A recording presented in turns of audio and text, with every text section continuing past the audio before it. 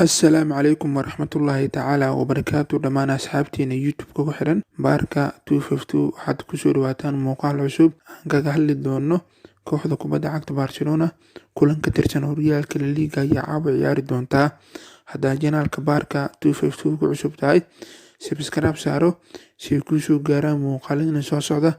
Muuqaalkan share dhah mahadsanidin. Kooxda kubadda cagta Barcelona ayaa caawa la ciyaari doonta kooxda Villarreal. Shantii kulan u dambeysay ee wada ciyaareen Barcelona iyo Villarreal, afar ka mid waxaa badisay kooxda kubadda cagta Barcelona, hal kulan barbara ayay wada galeen. Kulanka caawa baarka waxaa dhaawacyo kaga maqnaan doonaan De Jong, Dembele, Todibo. Kulankaana caawa waxaa la daawan doonaa 5 saac oo habeenimo xilliga Geeska Afrika. Waa horyaalka La Liga dalka Spain. Barcelona kaalinta labaad ayay ku jirtaa.